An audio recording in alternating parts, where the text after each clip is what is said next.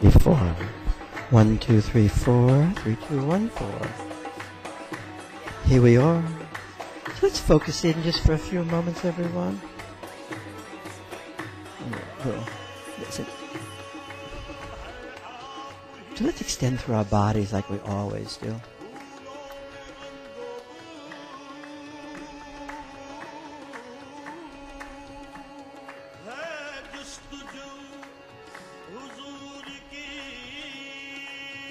And then we'll extend to each other, inside to inside.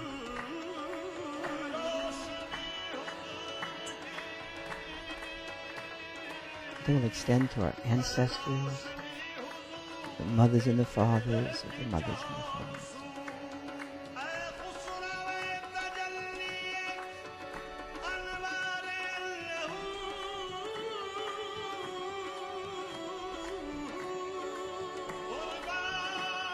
And then we'll extend to the great, great teachers we've had and have, like Lama Wanderer, who is so direct in the transmission and understanding of the Mahamudra.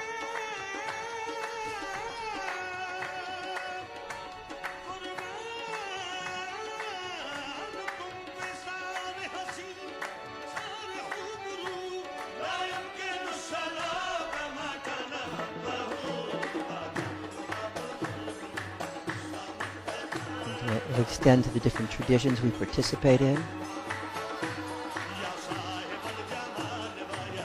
The Sufis,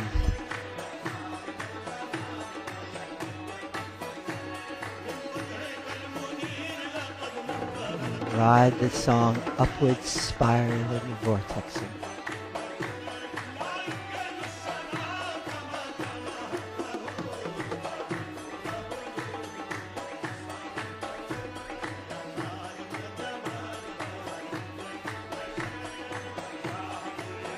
Then we'll extend to the deities, to that dimension of our own awareness, Sambhogakaya, the Dakini, the Deva, the goddess.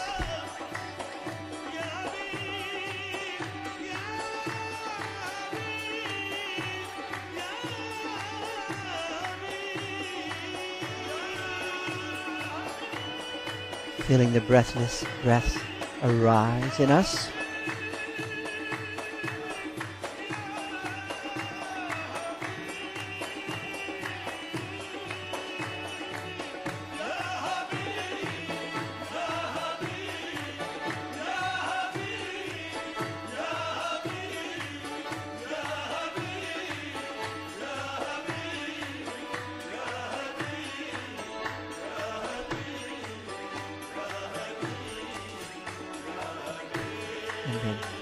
And then as the song ends, we'll turn it off. We'll hear him say, ah. Great. So let's stay focused in for a little while, sustaining the awareness state. We'll record this if we can. So glad everybody here today. So, here we are, April. So as we know, right, a lot of times people are located in their mind. I'm sure we remember that day, those years, that epic, but being located in the mind, thinking, feeling, sensation, memory, imagination.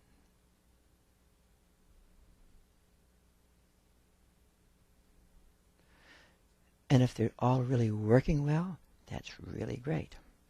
And if they're not working well, it's not so great.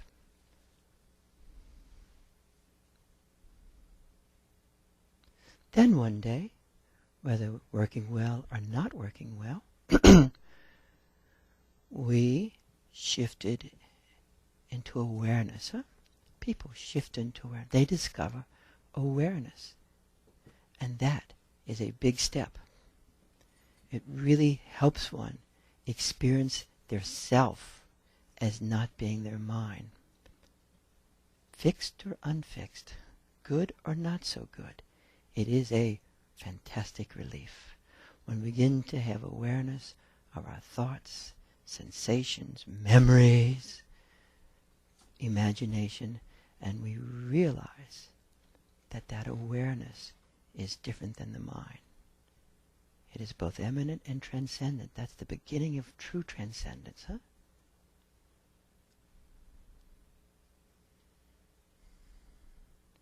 It allows us actually to work with our mind and the different functions. And I know we all remember that. Then one day, each person here, in some way, in their own way, made another big leap. And other people make the big leap too, where they become aware of awareness itself. Where the object of awareness is their own awareness. And of course, awareness can never be objectified, as we know. So they begin to experience this awareness.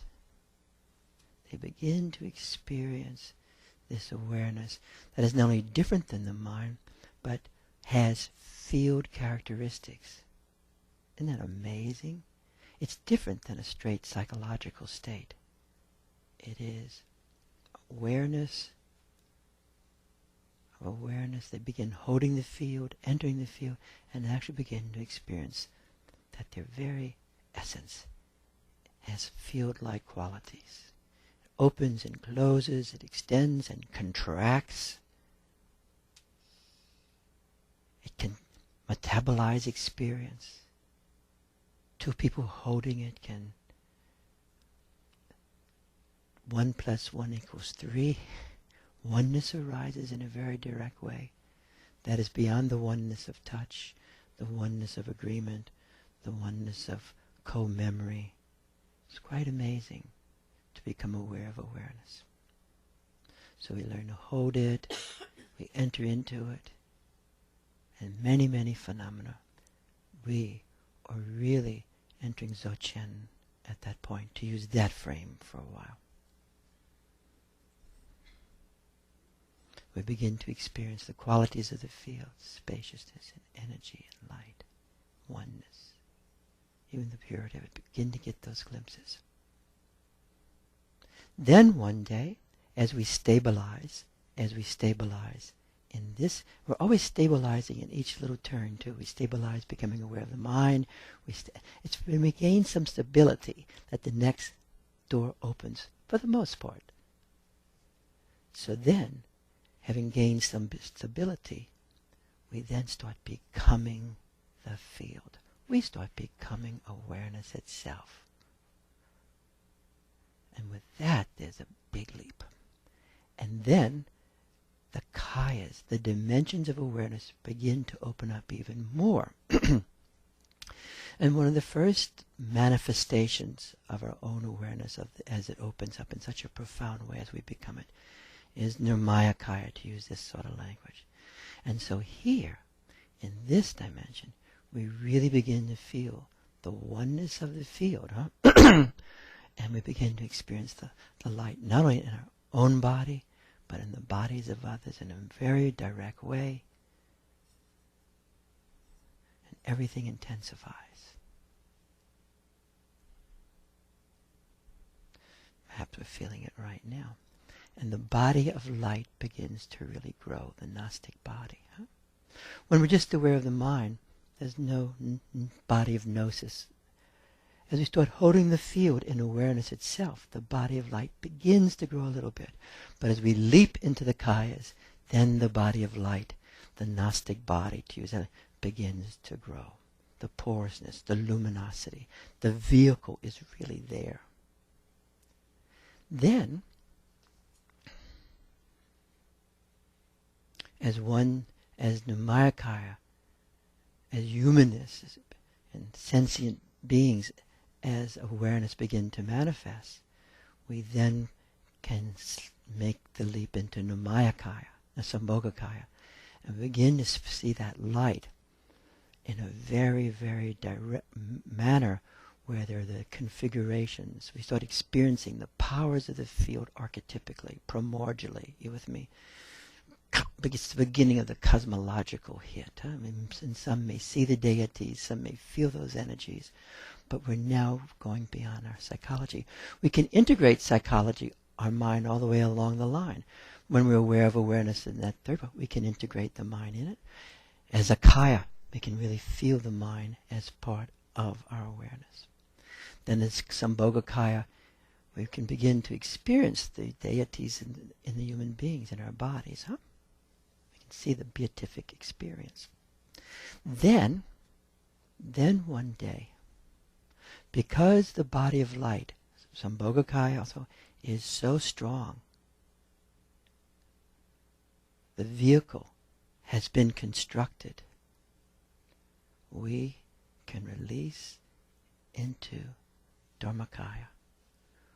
We can dissolve into Dharmakaya. We can find ourselves dissolving into the unmanifest dimension itself. We can experience ourselves entering that beautiful phrase, seeing the unseen.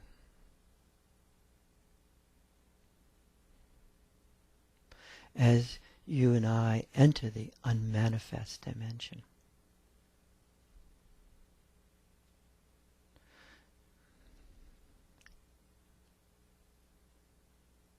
and timeless appears in Namayakaya, timeless appears in Sambhogakaya, and timelessness is Dharmakaya. As we begin embracing and being embraced by the unmanifest dimension,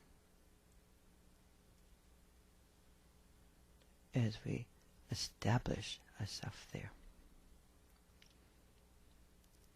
from that place of the unmanifest, that's like part of it. And then we begin to experience the manifestation of phenomena arising out of the unmanifest. Even when we're in Namayakaya, we can feel the arising of thoughts, and we can feel the thoughts as the life. You with me? But in Dharmakaya, in the profound, vast, that totally unspoken, unthought place, that is so cosmological. It's like being at the point of creation itself, being at the quantum point when the world comes into being. So we start to experience the manifestation of our own beingness and our own mind in a much more direct way. We literally feel ourselves coming into being over and over again. And then as that gets a little established, then we start experiencing the phenomena of the world itself being manifest. And that really, at this point, that is sublime liberation. We can look at realization all the way along the line, from being locked in our mind, then we get a little awareness of the mind, and then we become aware of awareness, and all steps of the deepening of realization. When we start entering the Mayakaya, and we really are feeling the oneness and the light, and we can actually feel the thoughts arising, and we integrate them like Nambuke Norbu, or we pull them in that powerful field. So the same process can be repeated, but deepens and deepens in profundity. You guys follow what I'm saying? So in the Dharmakaya, it is unmanifest. There's no manifestation when you and I are there. At that point, as that text says, there's no eyes, no ears, no smell.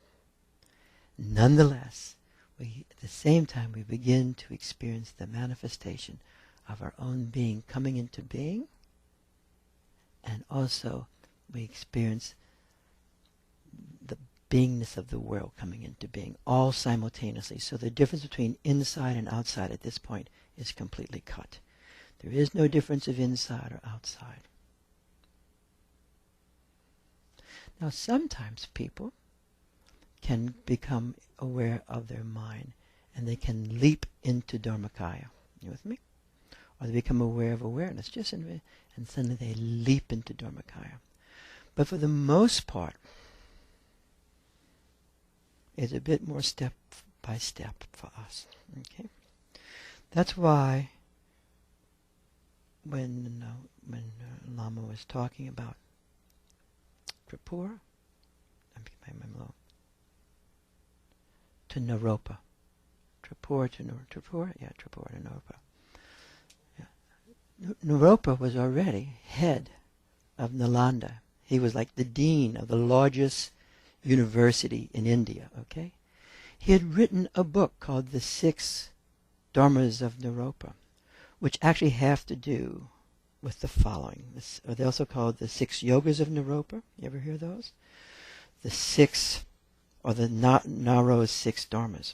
One was the inner heat, how to get the inner light going. Another was the Gnostic body, or the body light, how to create the body of light.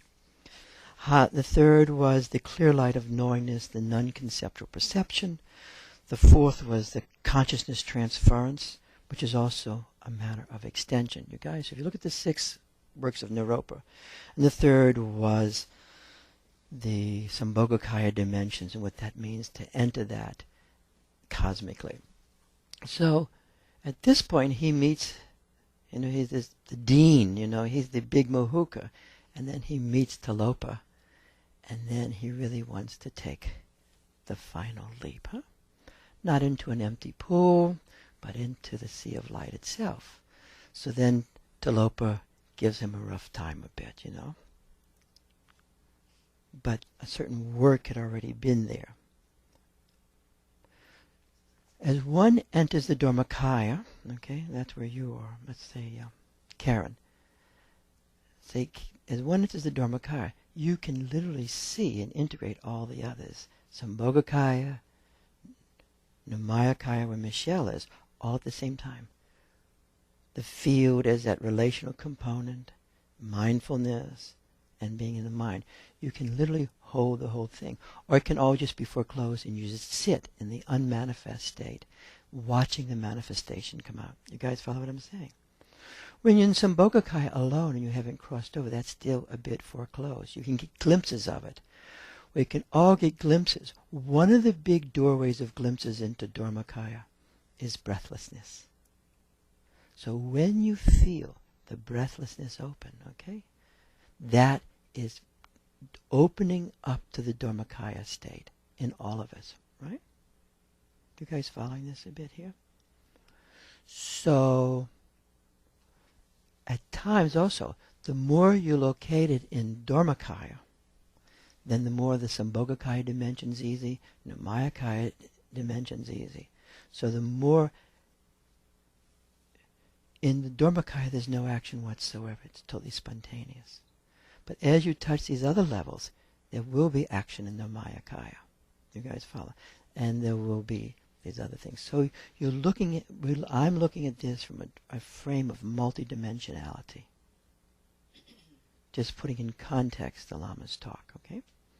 In terms of Dharmakaya and why one would work with Sambhogakaya, why one would work with Nimayakaya, why one would become aware of the field itself, why go through these processes.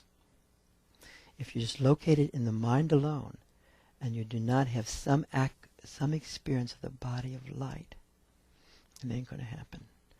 Now you might have a transmission from a great guru, and it can open immediately with that, but you have to be ready. But in the step-by-step method, we tend to go from there to there to there to there. And you'll see this mapped out in other languages, like in the 6 yogas of Naropa. You guys understanding what I'm saying here? Say yes if you do. Okay. So it puts it into a frame. The more that the Dharmakaya is your own, then Sambhogakaya is yours, Nimayakaya is yours. So there's different ways of doing this. One way for some people is they simply do the 6 yogas of Naropa, which is a main thing in most of Tibetan Buddhism, especially in the Kayuga and also in the Galupa tradition. Not necessarily so in the Nyingma traditions. I'm just giving a little Buddhist frame here for this sort of stuff. And if you're just practicing by yourself, then the Dharmakaya is more easily accessible if there are no people around you. You with me? It's like the first time I met, Lama Wandera, he says, you should really get out of here and go live in the woods and you'll get realized. You with me? Well, that was wonderful advice. I truly appreciate it. But a few other things hanging around, some karmics, which is, I love it though, so it's not like it. Yeah. So, from my point of view, if we're in the world, with me, you're in this life, you're in this flesh with all these people, you will find yourself going step by step. You with me? Not forever, but you can work the world itself. The otherness of the other is a source of enlightenment. You guys follow what I mean by this? Mm-hmm. And so in the right time, in the right place, with right preparation, you will dissolve into Dharmakaya. That will happen. You can, if you have enough body of light, then it's already happening spontaneously.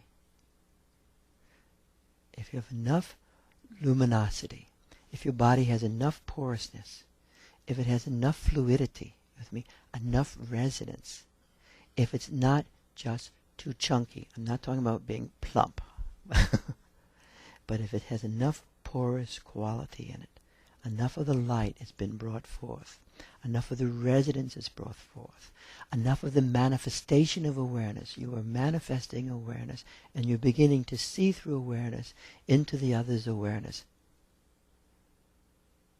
And then you begin to experience the vortexes opening up in you. You start experiencing through the power of extension. In Naropa's work, it's called the consciousness transference. And they use a very high dramatic example. When he used about Pandape Sanjay, who I later found out through Lama, is also Bodhidharma, who's quote. So this person crossed many different times Pandape. But when he leaps into the dead body, he extended himself into the dead body. So that's a very dramatic one that's used. You with me? But actually, it's a function of extension getting really strong. So I'm putting from my side the frame that we're using here and how this fits in with Dharmakaya awareness. There are some traditions that say, and the Enigma is not one of them,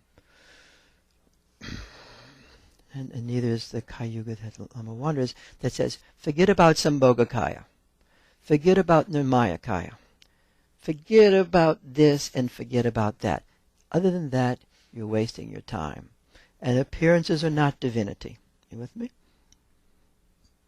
So there's certain traditions, certain yogis I've studied with, who I eventually left because of that very point. Okay, I'm following my own nose. And so, and also my root teacher, Swami Muktananda, in this one. So that when people, I'm not talking about Lama Wanda right now, but there are certain traditions that the only thing that counts is Dharmakaya. You with me?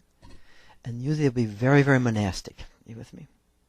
And I just say this to have a awareness of different experiences. Any questions right now? Yes, please.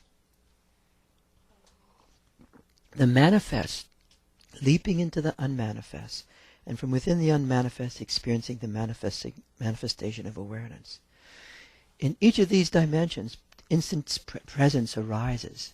So even in Nirmayakaya, that instant presence is the divine presence arising. In Sambhogakaya, it is the divine presence. That's why when they say, the question I asked about the kayas, the Swambhika kaya, is the word that says all three are exactly the same. There is no difference in them. You with me? And then there's something called the fifth Vajra, which means they all are indestructible. Nirmayakaya is indestructible, Sambhogakaya is indestructible, and Dharmakaya. Yes, please.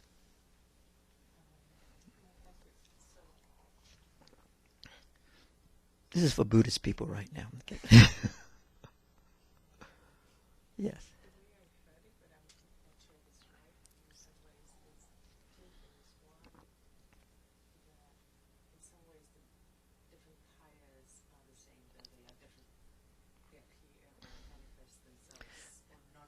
Yes. Some are manifestations and some are non-manifestations. If there was no manifestation, there'd be no world. There'd be only the deep silence of potential.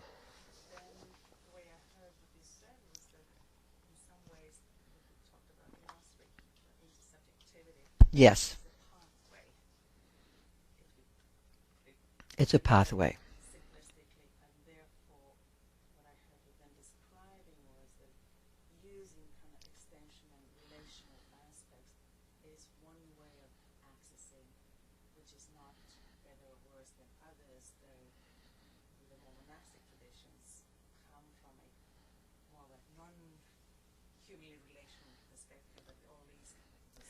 Absolutely. It all depends on culture and time. So one of the great things, we had a wonderful conversation about the issue of translation with the Lama and with Lena, yes. Half the fun of having Lamas here is having dinner with them, aside from Sharon's roast beef, which I never get a chance to eat, other than those moments. But, after a day of working and a little this, it opens up a lot. So they start talking about the role of translation nowadays. Because we start talking Pema Rinpoche, who was really one of the great, I have his picture out there, died. So you have all these people who came from Tibet, like Lama Wandor, carrying his master on his back, who was supposed to be big as, he was a huge guy, you with me? And he carries him across, and gets him through. And an additive to that is once Lama Wandor comes and then he's settled in Sol Pema, which is this vast holy thing, that same Lama, who's the teacher, says, I want you to come with me.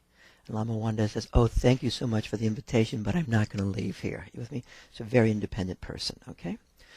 So the role of translators has always been so the initial teachings were translated from Indian to Tibetan, Marpa, and actually you get a different flavor of them. And then it's translated over and over. So when Lung Chenpa translates the same stuff, it has a different flavor than some of the other frames. You with me? And so they're talking, now is the time for another translation to come. And they're realizing that in this West, we're having another translation. And people will be participating in it and trying to bring off the same understanding in this culture. Because one of the main statements that Lama Wandor makes, and it's made in these texts, please leave society. You with me? Not going to happen. Not going to happen. It's not going to happen if you're especially wealthy because you want to stay here and have a good time anyway. And if you're not, you won't be able to do it. So it is not that being by yourself is not great. You with me? It's not talking about, but in this world, it's less likely. You follow what I'm saying? So that's what I want. Does that answer your question there? Yes, please. I understand this so through the experiential because from the beginning of my spiritual journey, so many of my experiences have been blissfully ordinary. So many of my experiences, the deepest ones, are about being completely present in life. In your life as it unfolds, and yes. Other ones where I kind of go somewhere, but Yes. Yeah. that's the teaching for me. That's Right. being taught. It's almost like this lifetime it's been passed for. Yes, yes. Have Yes. that because I feel it's an esoteric truth. Yes, yes. Divine is involved. Yes. I'm going to just respond to that because that really is true. Being present is it. But presence there it changes. Your sense of being present has changed enormously. So here's one way of being present. You with me? Where you're at right now. You're present in your mind. That is being present. And if you're present in your mind enough, awareness starts to open up. And then your presence still through your mind to see. And if you stay with that enough, then you start becoming present to awareness itself in the situation. It's always and then it starts sleeping. So that's being present, and that's being present, and then you start seeing the divine deities. I don't necessarily mean pictures, but you start really experiencing the beatificness of human beings. And then you go into Dharmakaya, and even though you may be in the unmanifest, that will be there for a brief moment, but you actually start experiencing the manifestation. By being present, you experience the manifestation. So the presence, the openness, its openness gets bigger and bigger and bigger. Another conversation in terms of the language of the openness, okay, and the words, because it's really great when you got a good translator and they open these things up. So we're talking about that sunyata. I'd heard this before, that's why we use it a lot, that sunyata in its most profound way means openness. You with me? And dikta, sin, which they often will start having a little Christian tone to it. In the Buddha writings, means contraction. So the ultimate issue of realization is openness and contraction. You with me?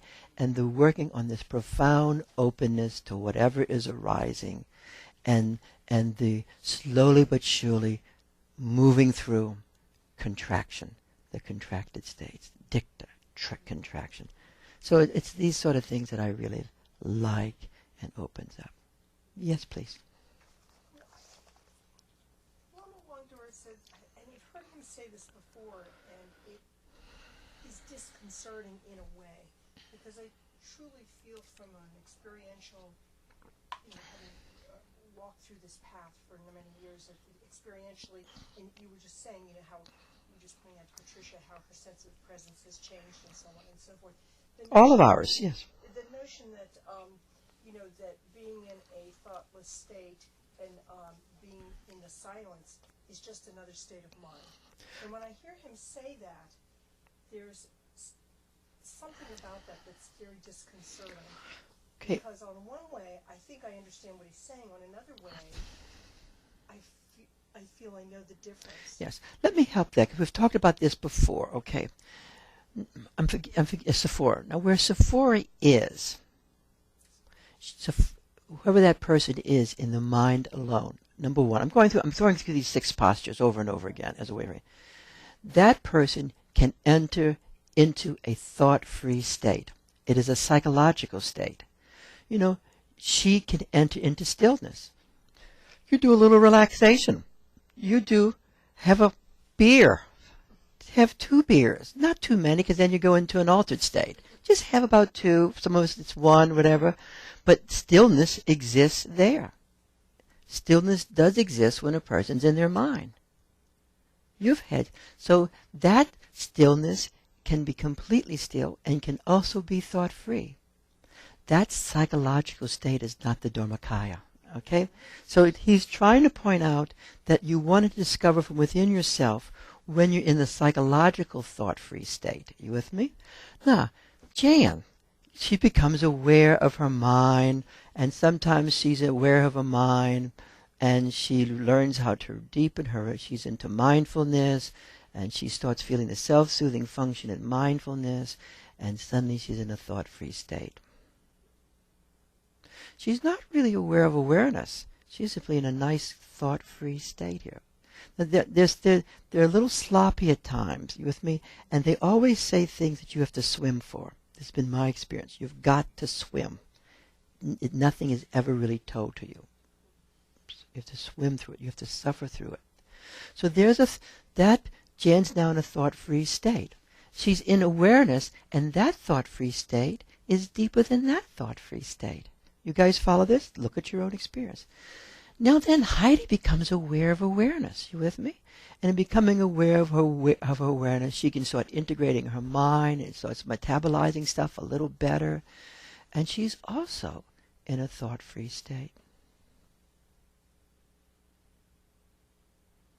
And it really feels good. It's peace. Heidi has peace.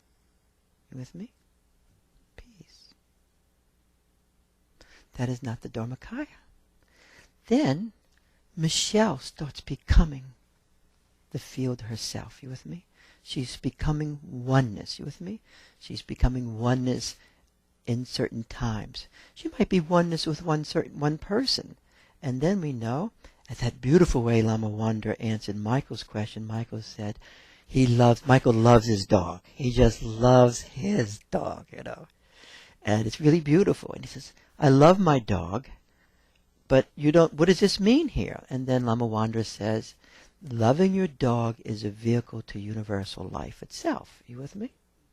So I might love a certain person, and that love is the doorway to loving life itself. You with me? Just like in subjectivity, we were inventing that last week. Subject ah. Everyone has a subject ah, but the power of the subject ah is that the subject ah becomes awareness itself in everybody, right? So we're being urged to go beyond the prejudice. Those of you who remember that last week. You guys follow me? So Michelle is now in awareness of her own awareness, and awareness is really manifesting in her. And she is really into timelessness. She's experiencing timelessness in the body. There's time and timelessness. She's cool in timelessness. And when she touches timelessness, she really is in a thought-free state. You with me? So if she kicks off, and probably if Heidi kicks off, and they're in timelessness, using the metaphor, which I don't really believe. Okay, I don't really believe all those realms that much. You with me? I haven't experienced it necessarily. Don't want to either. So, so that state is a beatific state of consciousness, of Rigpa. Are you guys following what I'm saying? Just raise your hands if you're following what I'm saying here. Now, whoever you are, she's into the goddess. You with me? I don't mean because she has an outfit on, She touches that, she's in those woods, and suddenly she is the goddess, and she feels the Divine Mother in total cosmological purity. You with me? She's in a total thought-free state. You with me? Now this person goes into into the unmanifest. There's no mind, there's no body, there's no this and that. Total thought-free. And as she's there, the yogi says, you are in the unmanifest, you're in the Dharmakaya, but watch what happens. And then she starts seeing the manifestation of the world. So in this way, the manifestation and the unmanifest enter oneness, and that is realization. It's really a useful thing to understand. So the unmanifest, so that's, when they're talking that, it's kind of like Santa Claus is going to get you. That's how I hear it. If you're not a good dog, Santa Claus is going to come. Or if you're a good boy or good girl. You with me? Now you can believe those dimensions if you like. I have a vow only to believe what I experience. You with me? And so the more I experience, it also maybe the gods will support me to experience more that I can believe. You follow? So the realization that they're talking about, another way of framing it, is that to be in both the unmanifest, just to be in the quantum point and feel the manifestation of creation is complete realization. You follow that, Marilyn? Yes, I am. I'm glad you're saying it, because I got really confused. Yes. That's why the question's an answer. He answered back when another Michael said, well, what about Talopa? And he said, well, he was talking to Naropa, who was, this guy who had done all this stuff, whose body was illuminated, who wrote the text, you with me?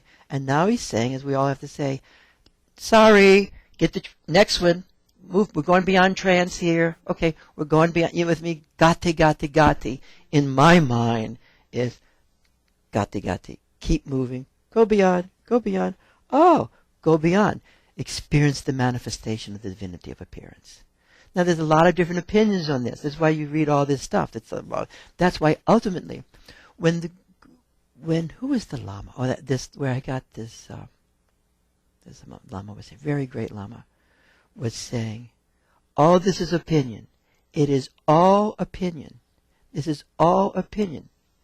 I might have him come sometime. I really like him. But And he's the one who gave us the Yeshe Lama empowerment. I really wanted to go check it out first to see, okay, it's really worth it. Okay. And it's all opinion. It's all opinion. It is all opinion. And all the opinion will come from people's experience. So each Lama, each person, including yourself, will teach on how you've come forth. You with me? So someone like Kunzen Dechen Lingpa, who we're all blessed to know, whose energy is here right now, did not have to do preliminaries. When he went to see Dorjen Rinpoche, and he was all this stuff, he couldn't read, and he can't read, and he says, this person, would you take down? And some of the most beautiful of all these texts come from this person. You with me? And so he goes, they say, go see Dorjen Rinpoche, we'll see if you're the real deal. And Dorjen says, you're the real deal. He says, well, should I start doing preliminaries? He says, no, don't do preliminaries. You with me? Don't do nundros. Just go do this.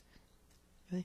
So one reason I liked him, and one because then people could get these higher empowerments without doing prostrations and all this other stuff that some people are still doing who I met 5 years ago. You guys follow what I'm talking about, okay? So then Lama Wanderer comes, and he gives out of his own experience. Only that was so powerful and complete, because he was talking completely out of his own experience and transmitting what he was saying. You with me? And then, as some of these questions, it gets more sense. Yes, please. I experience sometimes it's just like a crapshoot, you know. I mean, I got this going in this place over the weekend, and going like, all of a sudden I was aware, well, he's just talking about sitting in a cave so he can die well. Well, I'm here living, so I was, going through all this, and then when I get like that, I just like throw it all out and go, it's about experience. Yes. What's my personal experience? Yes. When I'm breathing and living. Yes, in this that is why, whether you like it or not, the map of your realization is you. Yeah. But if we're lazy, You try not to be lazy. and You know? right, but if you have the power of your own desire, Yeah. that power of your own desire, And that's strong. that is what. And then you develop the power of your own discrimination, where you take the authority, just like Lord Buddha said, please, he's dying. Don't leave. Light your own fire. You take that. It doesn't mean that you don't embrace teachers. You with me? It doesn't mean you don't see them. He was wonderful. Just have direct. But when he goes into the cave thing, he was in a cave for 30 years. And he has this and he's also built thousands of things. It's not like he hasn't done a lot. He has hundreds of people depending on him, and he builds this and builds that. But his base is really, really strong. You with me? But you're having to say, here you are, you've lived a certain life, then you got awakened awareness, and then you've been moving along directly. You guys follow what I'm saying? There you are. So ultimately, whatever I'm saying, I'm talking out of my experience. You with me? And you talked about base. I kept wondering, what's base? Yes. Oh, and Yes. it is what it is to me. Yes. They talk about base a lot, but as they talk about base, the next side will say there is no base and it's rootless. Okay? You're going to hear constantly. You're going to be, excuse my shove on you. You're going to be shoved this way. Push her back, please, Marilyn. Just give her a shove back. You go back this way. You will go back. You will find yourself. There is no base. So when you're going to the Dharmakaya, which is the profound base, there is no base. But you do want to gain stability. So how do we gain stability as we're going through this? We cannot gain stability by just thinking about it. Isn't that a shame? It really is. You cannot think about it. It's like thinking about gravity. I'm going to take one of these books. Okay, now watch this. Every time. Let's see if we can keep it up, okay?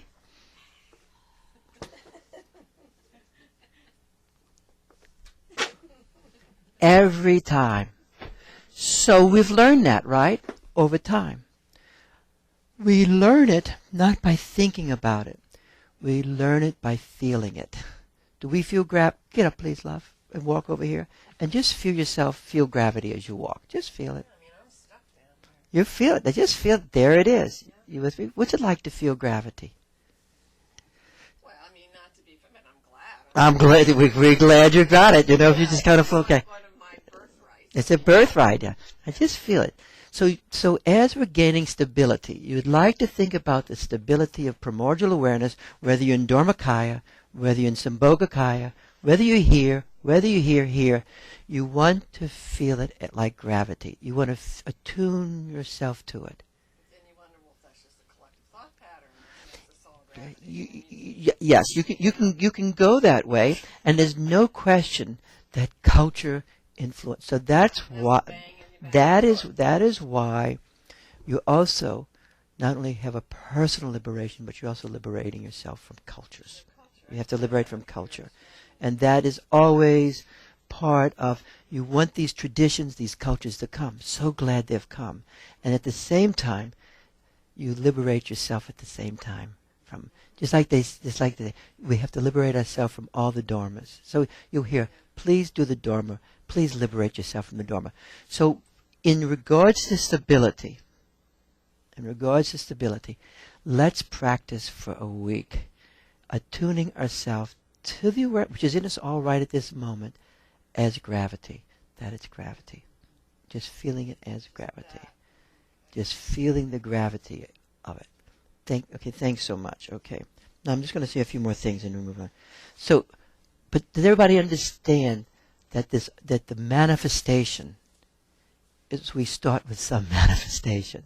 And if you wait until it's not manifest, till you're non-manifest, you better go to a cave. Okay?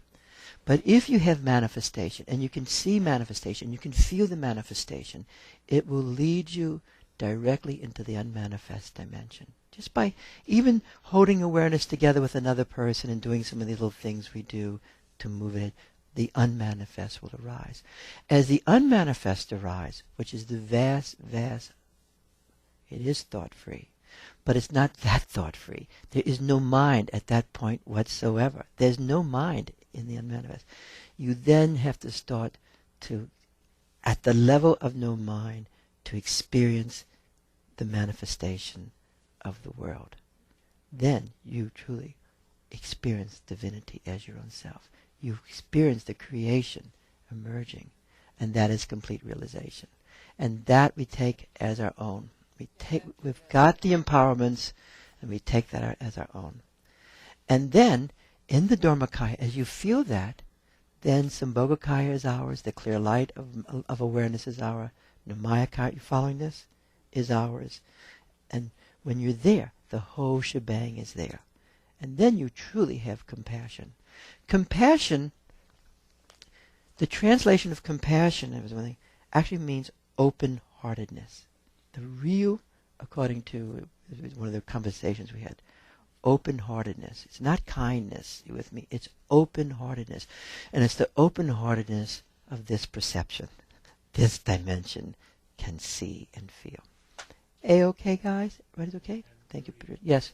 When you said that, it doesn't make a damn bit of difference whether we're sitting in a cave by ourselves or we're in a stadium with 100,000 people. That's absolutely true. That's absolutely true. Somehow when we get into the cave thing, we get into this concrete operational stuff about whether we have to sit in a cave or do it. It doesn't matter. Yes. It's. I'm looking forward to going to the cave myself too. I just want to say, because I'm going to try and set up maybe a little trip to the caves at some point. But I don't just want to stay there forever. But I do want to see where Guru Rinpoche and his beloved Mandarava spent years. You with me? And that'd be kind of cool. It's not from my point of view necessarily. It's not offense to anybody. I just don't necessarily buy the flow. I don't know who says it. Anyway, I don't necessarily buy the attribution of past life stuff easily. You with me? And I just say that because that's really a belief. You with me? And it's actually can be a very power-based belief too. You with me? So. Democratic. And so there's certain things that just from a very prejudiced point of view, and I'm just talking about it, I just don't buy that. You with me? No offense to anyone. No, it's okay. On the air. I don't care. So anyway, I just don't. You with me? Yeah. I So just, what's going to happen? it's not what, it's really where I'm at now. No, it's where I'm at now. You understand what I'm saying? Okay, I want to say one more stuff. Oh, just briefly, good. I just wanted to kind of add to what Patricia was saying and what you're saying as far as my experience and my own awareness. And most recently, I feel like I've experienced the awareness in those different states. And I find that the more I'm present for that awareness in those different states, it relates to what Marilyn was talking about, in feeling more grounded. Absolutely more grounded. Yes. And believe me, and as I'm going through it, it doesn't mean I'm not kicking and Yeah. fighting. Yes. It's screaming No, at times. yes, it's good to kick and fight. But where she's at, where Sephura's at, memory dominates. Who says that? Every object relationship theorist down there. Memory dominates. You with me? So you're in a relationship, memories meeting memory. Okay? Here, there's the beginning of some gap between memory and you. Here, memory's being metabolized. Here, memory's being metabolized. Here, memory's being metabolized. And here, memory's being metabolized. You with me? So now, having said that, there was a question about protection. I'm sorry, but we're going to move ahead to this on protection. Is this okay with everybody? This okay with you over here? You with us? Protection. Somebody asked a question about protection. Okay. Protection's a very important thing. That's why the Lama is always giving out all this stuff. He gives out so much stuff. You with me? And they give out protection.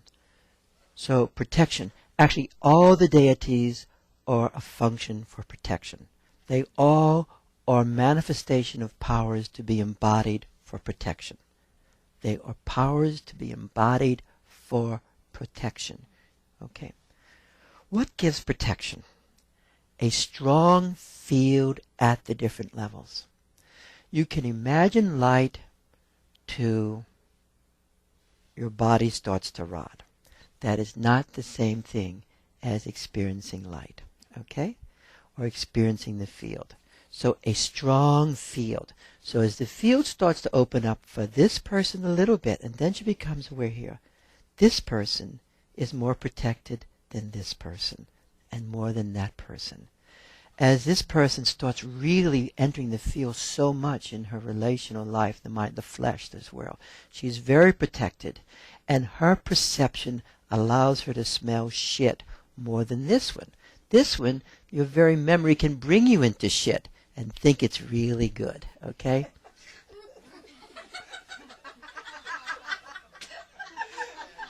This is true.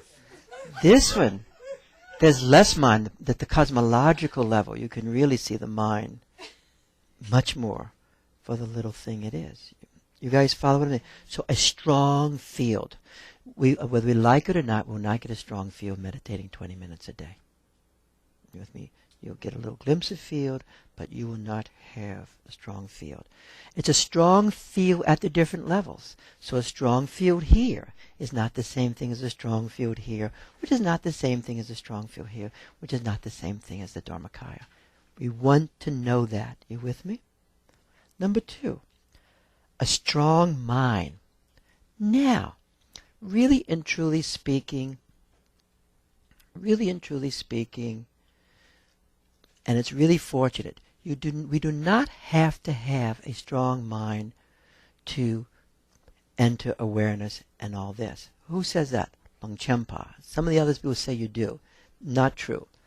He says with total. So you can have a mind that, shall we say, not tied well together. Okay? That doesn't stop us from entering awareness. You with me? Not at all. Many of us can bear witness to this. Okay. However, if you enter and you start stabilizing awareness, then your mind will become stabilized as a function of awareness. I mean, mind is, yes, in the regular way that we make a distinction between mind and awareness. And again, in the Mahamudra, they don't make that distinction. But we go back to that distinction because we like it, okay? So, mind here, if you got a strong mind here, fantastico. You with me? If you don't, it doesn't preclude. Sometimes you can have a very strong mind, and it can keep you in a normonic setting. You with me? It's so strong, you don't have the gap for an opening. You with me? So you have to get beat up, get sick, warp down, lose half your money or something, and you with me? So the normonic thing can really get locked into a strong mind. You guys follow it? Everybody with me? But this awareness here, as awareness gets stronger, and it's not just because you have good capacity. The Dakinis laugh at good capacity. Because you have to learn to hold it. So if your body can hold awareness, then your mind will gain stability.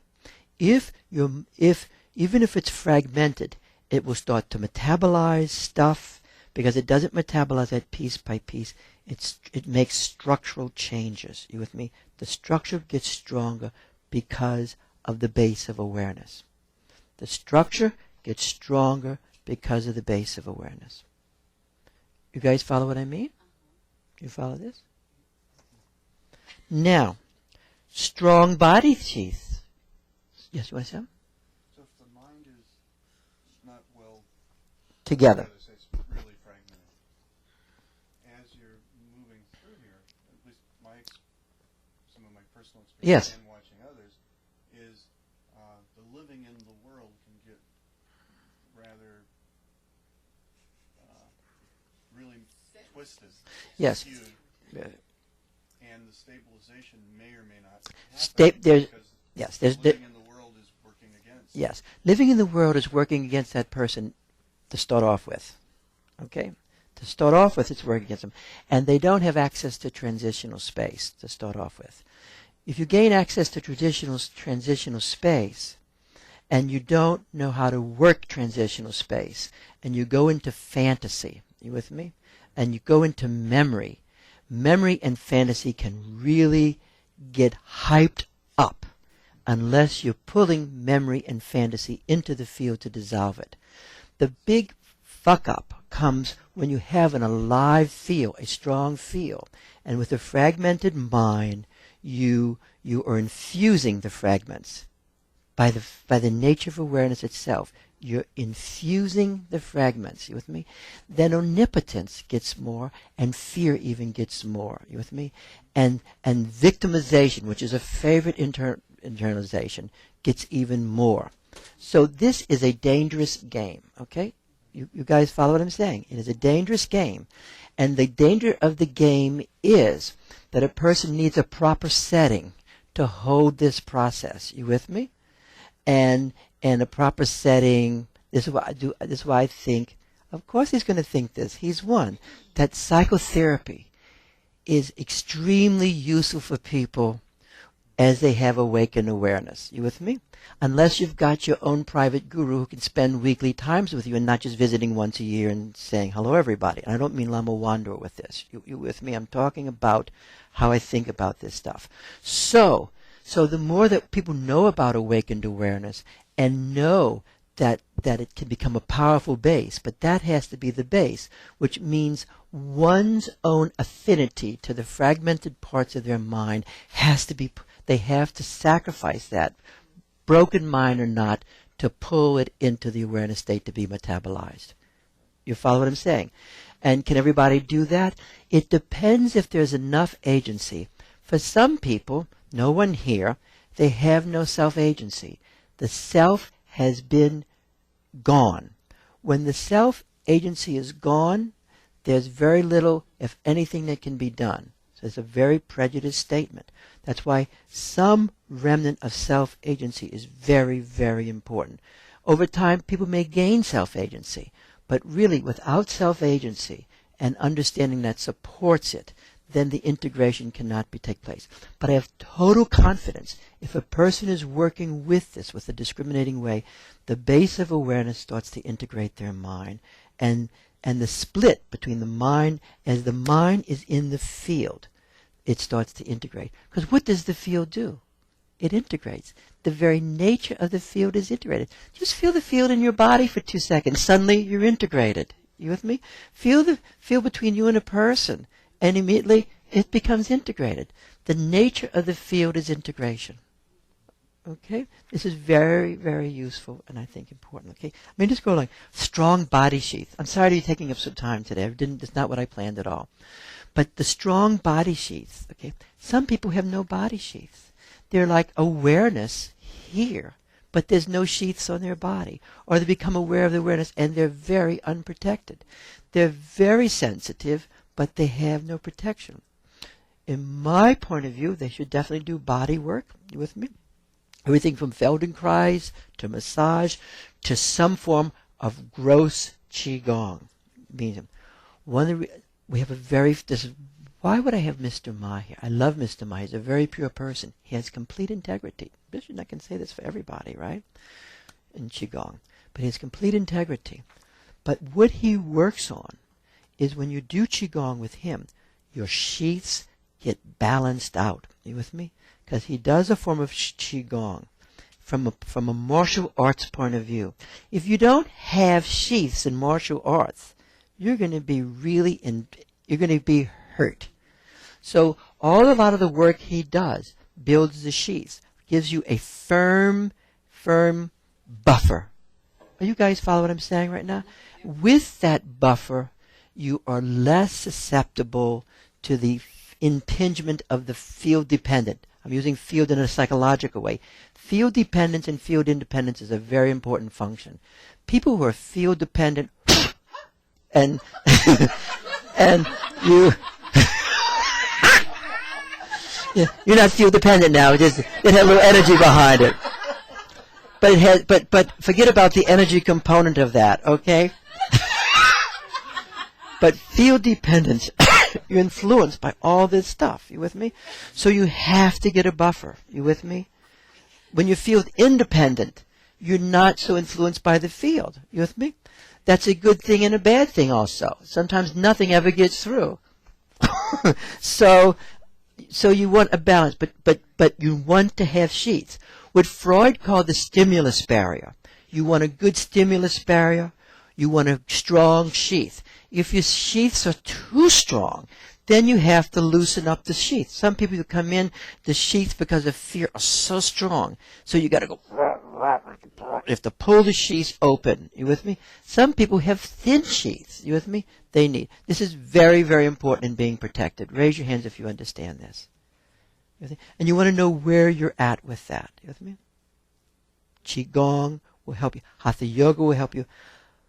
But you really want to also feel. So if you're doing Feldenkrais with the energy component like you do, people's sheaths will get stronger.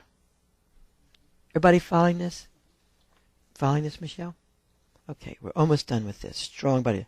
Psychologically, okay, this is on protection. Sublime indifference. Love and sublime indifference go together. Love and care are not the same. Sorge, Heidegger calls it. Men are born into care. We're born into carrying everyone's burdens. You with me? Sublime indifference. Sublime indifference. Beatific indifference. Love.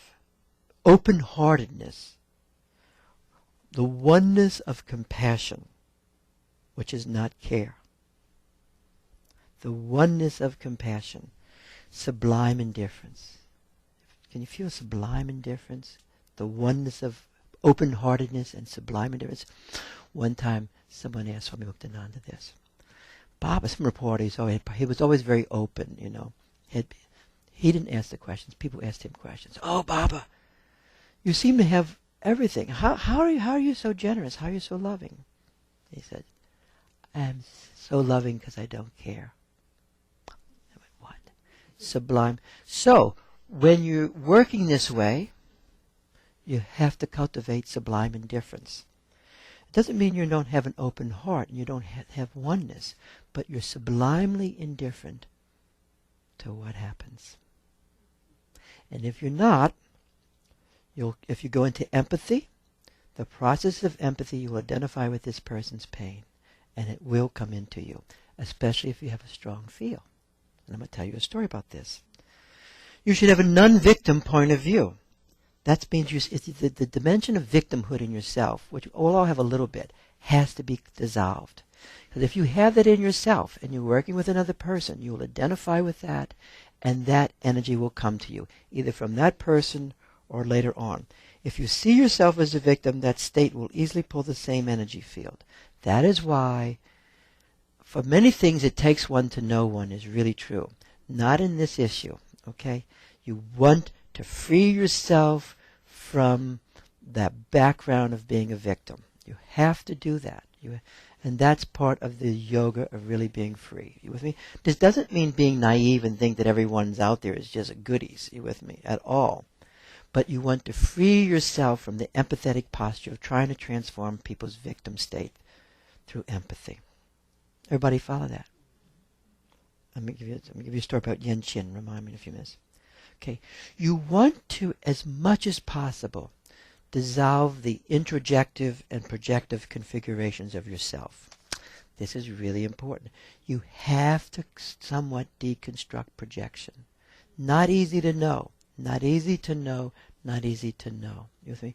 But if you see the same story every place, take it as a projection. Doesn't even mean it's not a. It doesn't mean it is a. It's not. It is a projection. But if you see the same attribution over and over and over again, oh, out to get me. Oh, out to. Oh, gee. Consider it a projection. Consider it a projection. But if you're projecting, alas, you're also going to be introjecting. They go together. You with me? It's because you interject that you got such a laden of projection. You've taken in too much. You with me? So that means you have to give up interjecting also. Take in it. You with me? Now this doesn't mean you give up taking in. For some people, taking in is really important, especially for people who have heavy sheaths. So for some of us, this is why everybody's such an individual person. And you have to feel it in your own body somewhat, what's going on. You with me? Because you have to think all this stuff. It gets burdensome. So some people, they have to open those sheets, and they have to open that, and they have to take in, and what do they have to feel? Oh, they have to feel greediness. They have to feel the most rapacious greediness. You with me? They have to feel. Because to become a person, there's a certain point that we have to feel rapacious greediness, and we discover that the other person's not destroyed. This is a very important point in human development. This is some of Winnicott's most brilliant writings, that you start to really take in from another person. Oh, no, thank you. No, thank you. No, thank you. No, thank you. That person has to enter into a greediness, you with me, and begin to feel what it is to take in, and the other person's not destroyed. You guys follow what I mean by this, okay?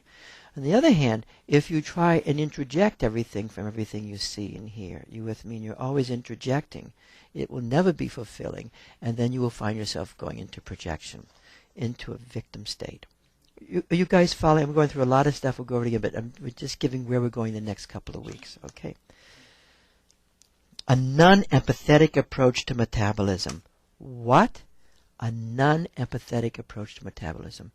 One of the delusions is that empathy, because there is truth, if you're empathizing for a child or a little baby, your empathy with that baby does metabolize the baby's experience.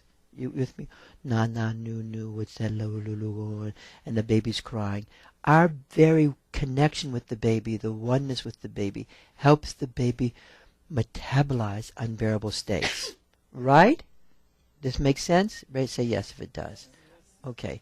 So then we grow up, or we don't grow up, and we keep trying to do this with everybody. Or as we grew up, we metabolized. We tried, or our mother and father were suffering, our brothers and sisters were suffering. We're little babies, little kids growing up, and we have the gift of empathy, and we try and metabolize everybody's experience. You with me? And then we find ourselves loaded and just bloated with too much empathetic, that we can't metabolize other people's stuff.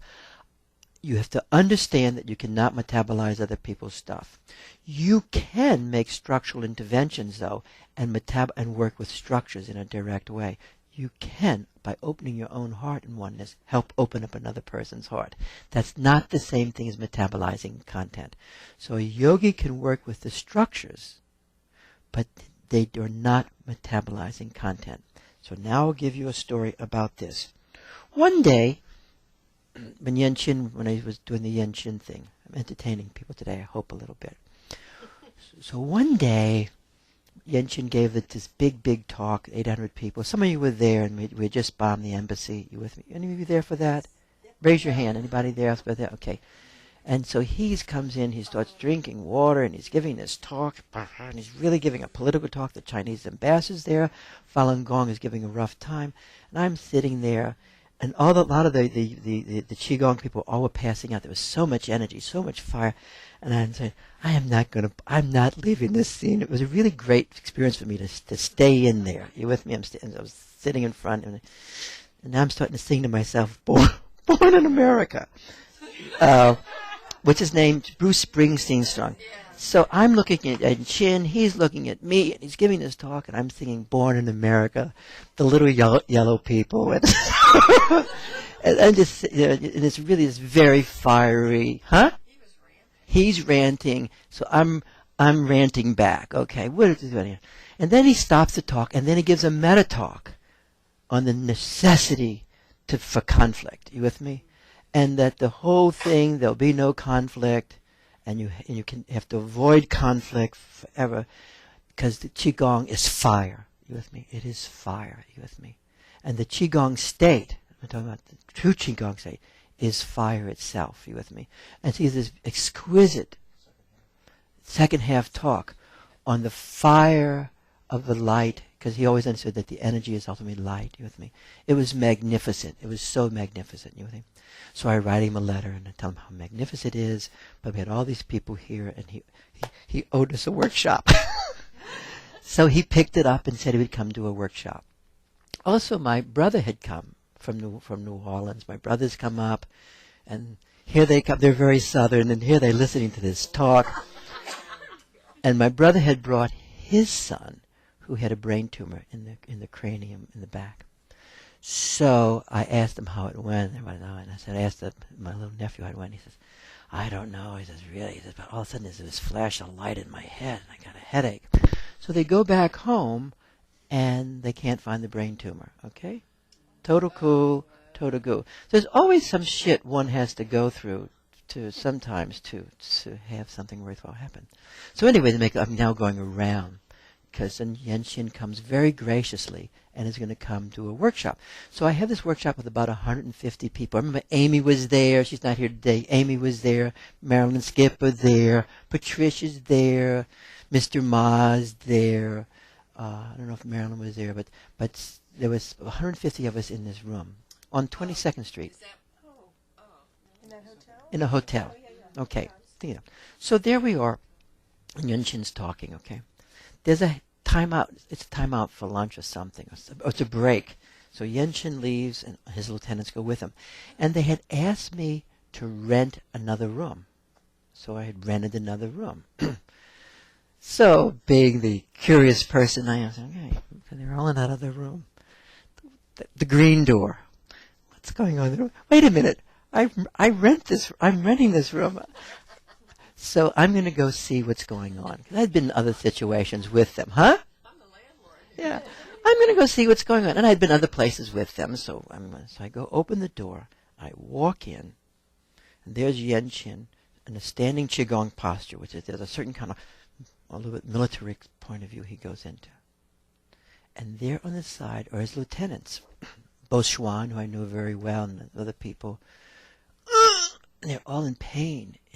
In pain. And they wanted the room not close to the big room. They wanted something way away. Okay, so there were some instructions that were a little bit uncanny. So there's Bo Xuan bending over. Oh, and there are other people, Mr. Sun. Oh, and they're And the energy is whirling around, and it's so intense. And Yen Qin's holding it. So I go again, what I would often do, you want to be in line with the guru. You want to be in line with Lama Wando or Yen Qin, who are a real guru. You want to feel a siddhas. You want to be in line with him. So I go and line up right in front of him. You need a little boldness. And sitting there, and I'm viewing all this, and he was sitting.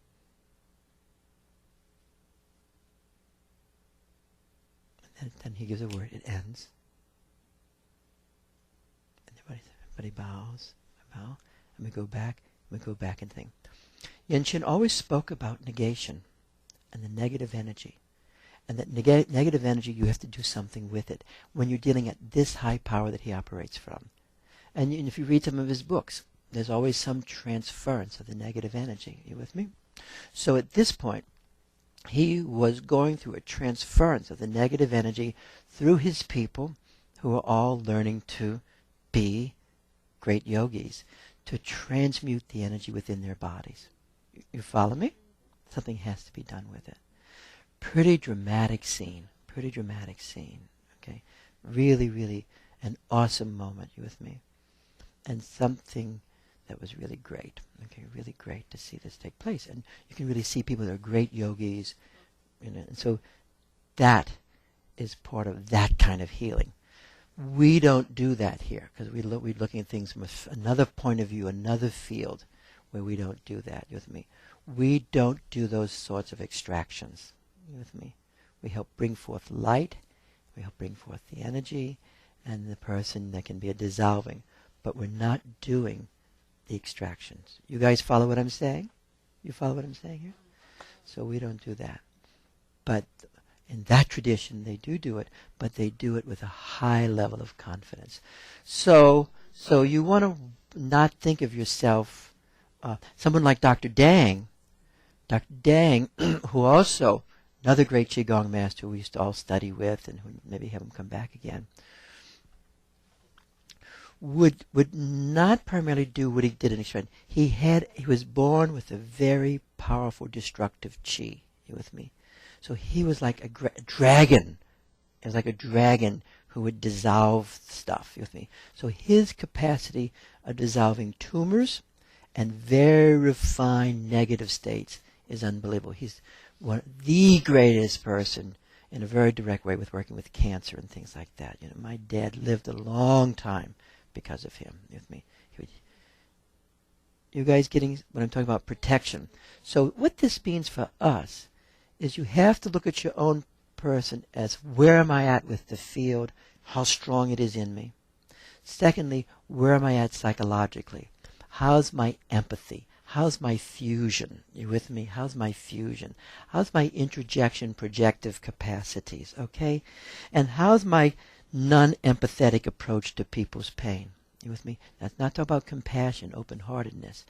But you should really not have much rescue tendencies. Okay? If you have rescue tendencies, you will suffer. You will suffer. And you will suffer. Are you with me? You should also have both the receptive component, the bowl, and you should also have the phallic component in your personality. You have to have both. If you're just totally feminine, you with me? If you are just feminine, you with me? If you're just feminine, and you don't have enough of the phallic component in your personality, you will naturally be too empathetic with people. You with me? And you will start absorbing stuff. You guys, the ladies, follow what I'm saying? You have to have both. You have to have both the masculine and the feminine. So, and the phallic component, and you can feel when you have the phallic component in your body, and you can feel when it's not there. Just like a male can feel when the feminine. This is why this is ultimately an androgynous story. You want to feel both. Everybody following what I'm saying here? And if you're only receptive and you're only there to experience and transform everybody's pain around you, you're too feminine. Okay? You want both dimensions. You have to have the phallic dimension in your personality. And that's why in this traditions, these different gods and goddesses, when you're using that, will have both. Okay, we're almost done. Sorry. Okay. The mind integrated into the field. We spoke about having a mind that you integrate in the field.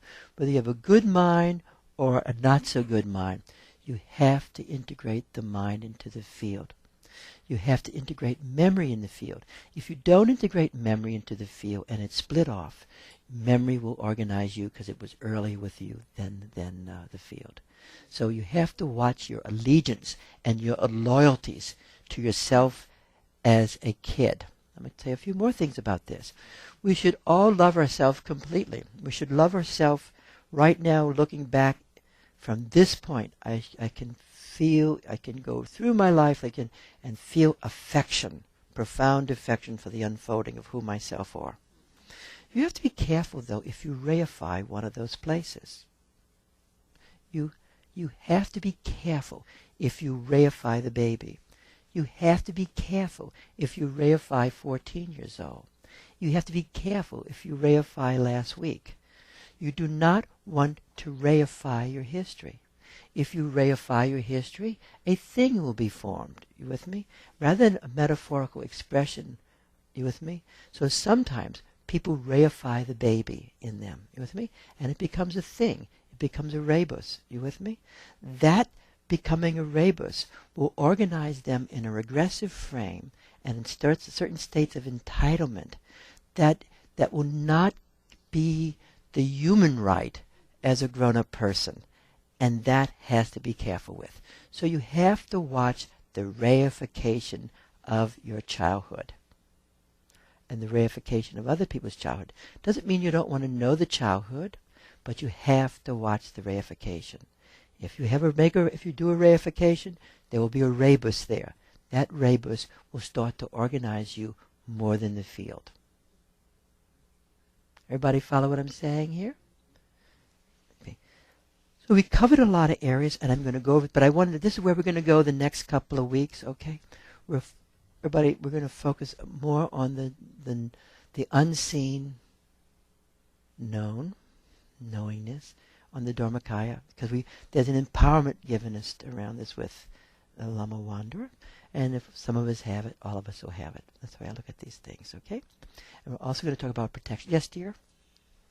So my question feels kind of thick, like I should really understand this from everything you said, but I keep having... This is an outline. Yeah, no, I understand, but but there's a basic function here that I don't know whether I'm getting. Yeah. So if you wind up in Sambhogakaya or Dharmakaya and your field is strong. If you wind up in Dharmakaya. Okay. And over here isn't so strong, and you've got the interjections and the projections, and they're undigested, right? They're not clear. They're not even in your awareness. Are you saying that actually the strength of this field will metabolize that, or you need to go back and do psychotherapy? No. I'm saying for a person to go from here to here to get to there, as Skip was pointing out, there are going to be some powerful relational challenges as you get an activated field. You with me? Because if it's not handled properly, these parts, bits and bittles, the parts, will get highly activated. You with me? And what's his name came to study with us? He wrote a book on parts. He studied with us for a while. Schwartz, you with me? Because he did not have a field. Now he has a field. He has a leadership, the self. But he came because he was doing a lot of this parts work. But he was trying just to do it at the level of the parts, not the whole story. So, and the parts get infused. You with me? So as you open awareness, these parts can get really infused and omnipotent and things like that. So you have to know how to work it. And that's why if you're a psychotherapist, but a person's not going to be in Dharmakaya unless they've been through a process. This is all process, multidimensional process. So you're saying there's really but I thought you said earlier, and this is where maybe I'm stuck, I thought you said actually you might not have done any of this and you might go right into a very strong awareness of awareness and not have the integration of Okay. A person who goes from here to here is so loaded with fantastic karma that the yogi says, boo, and then they're in it. You with me? You and I haven't met that person. You with me? Mostly us who we meet are us. In our life, we're going to meet us over and over again. That's the truth of it. So as we meet us, we're going to meet us here, and we're going to meet us here, and we're going to meet us here. You have to think multidimensionally all the time. We're going to meet us here, we're going to meet us here, and we're going to meet us here. You with me? And in this progression, in this unfolding of progression, a natural progression, because we've seen each other progress along. You with me? We're focusing on now the Dharmakaya arising, because there's enough stuff. And the Dharmakaya arising because there's enough light, there's enough Gnostic body, the body of knowingness. You with me? And as that person enters into that, then one starts dissolving. But even as one dissolves into the unmanifest, the yogi then says, don't just stay there. That's what he was really talking to. When he's given these ancient texts, there's so much stuff in it. You with me? And when he's saying, if you just stay in the unmanifest, or just staying in the thought-free state here, no, you're not in the oneness of appearance. Then you start watching the manifestation, and then you have there's a oneness of appearance. So the unmanifest and the manifest are in complete oneness. You actually experience. It's like being in a big, big sea, and in that sea you see a current arising, a configuration of the water arising in the sea and then dissolving back, because the whole room is the Dharmakaya. You follow me? But in these high traditions like the Mahamudra in Dzogchen, they, with this frame that is spoken here, people come. The divinity of appearance is that complete. You follow me? Come further. You follow what I mean? It means if you're just in space, that's not the whole story. It means that you're in this vast space in your life as it's unfolding. And therefore you actually experience how the unfolding of your life and the situations is divinity itself. Every day. You experience the divinity because you're at the level of both manifestation and unmanifestation. We want to be in the level of unmanifest, which you've touched, and the manifest. We want to be in the unmanifest and the manifest. You follow that? Then it is complete. Then you can say, as the Shaivites of old, the bliss of samadhi is the bliss of the world.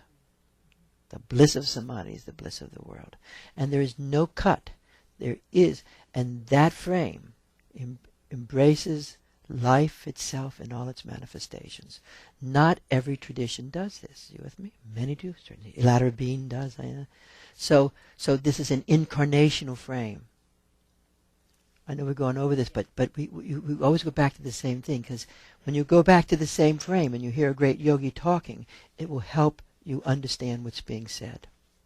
There's some books on this, and I'll read this next week. It's called The Total Space of Vajrasattva.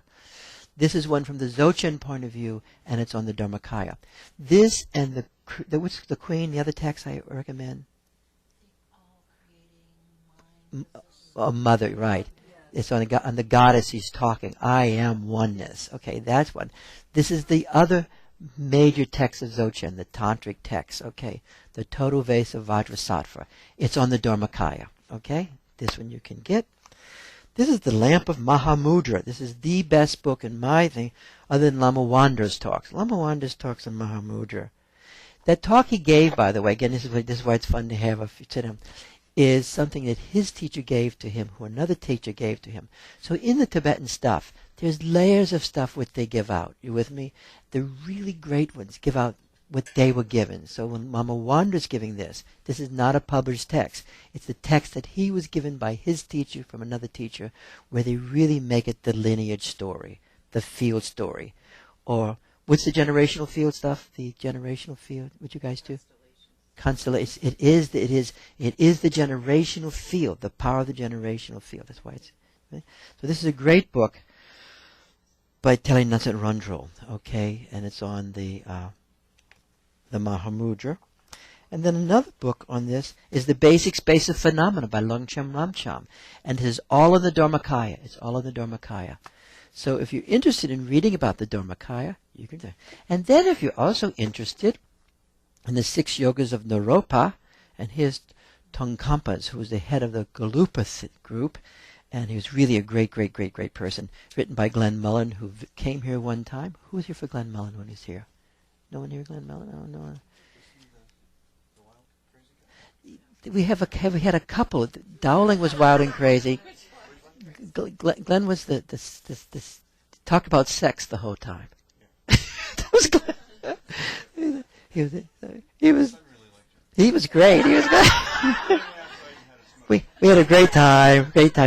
So it's fun. We used to have scholars come with me. Then we decided we're going to start having great yogis come. We might have Germano come. I'm going to try and see if we can have him come next year. So hope you guys enjoying this today. You might think about this. We're going to hold awareness for 2 minutes and we're going to end. Yes, please. This story of Naropa and Talopa? Sorry, can I take them upstairs and Sure. That'd be great. Why don't you do that? Yeah, she's gonna put an email. That's great. Thank you for putting the other stuff too. Yes. Okay. Yes, your question, hon.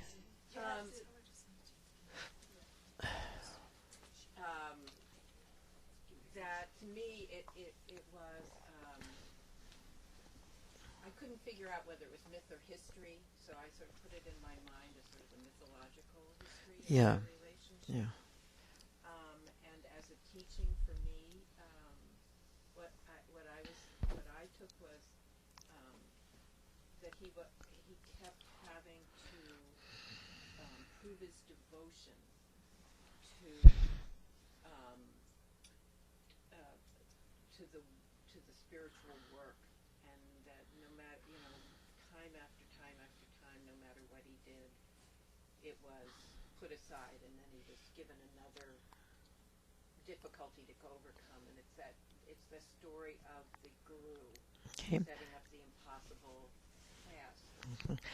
And I found myself holding it as in our lives, can we hold on to our devotion to this path in the face of trouble after trouble? Yeah. That's one way of doing. No. Everybody has this. These are all opinions. Okay, I'm just giving you some opinions. These are all opinions. You want to hear this opinion? My opinion is quite the opposite. That Talopa was playing him for a fool until he gave up. Naropa gave up the searching out of eminence. The entire teaching of the Mahamudra is a mudra of is a teaching of non-externality. The entire teaching, from my point of view, is a teaching of eminence. You with me? And you can never prove our devotion because we don't have to. You with me? Any aspect of proof will take us out of the authenticity of which is our own being. So finally Naropa, who was this, very dignified, highly refined writer of all these texts, master, throwing himself out of windows and all this stuff, finally as he gave up. The same thing with the other one, who's the other one who was Milarepa, as he gave up. So it's at the point where they gave up trying to prove themselves to a master, trying to prove themselves. And fortunately, I saw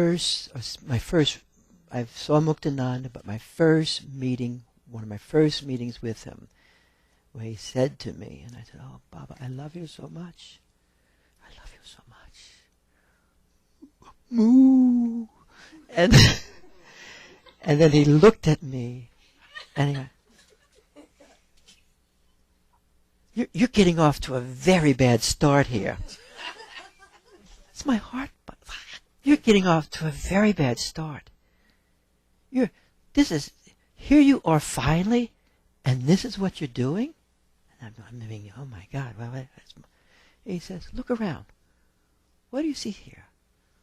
Love Swami Muktananda? That's what you see? Are you a jerk?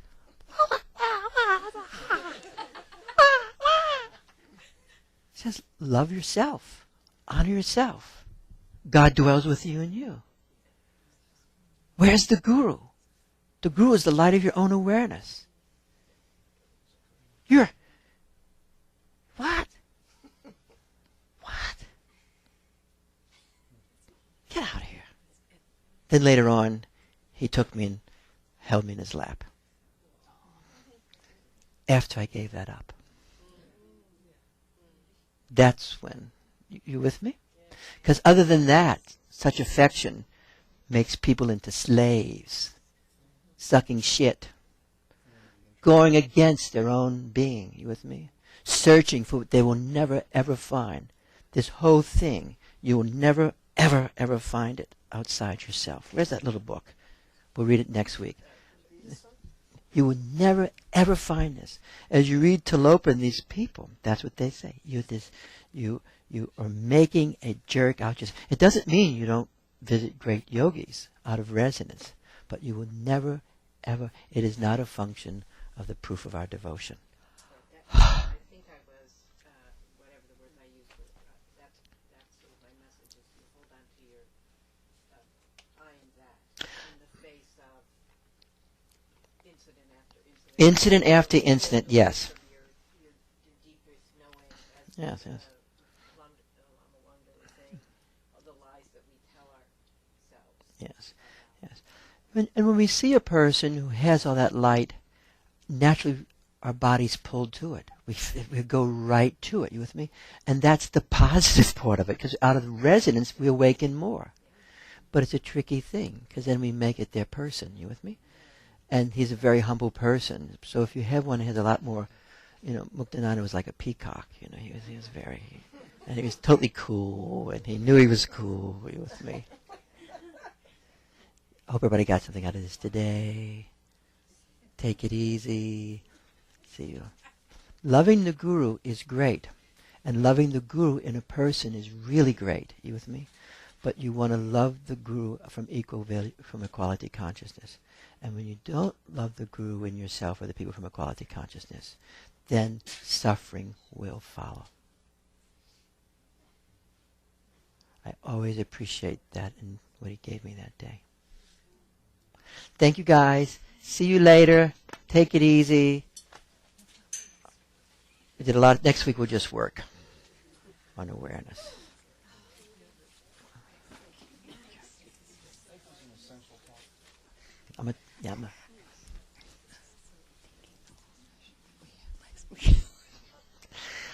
It was a moving experience. I'm going to turn off the machine just for that. I'll be right back. But give me a second. Okay, here we are. Let's stop.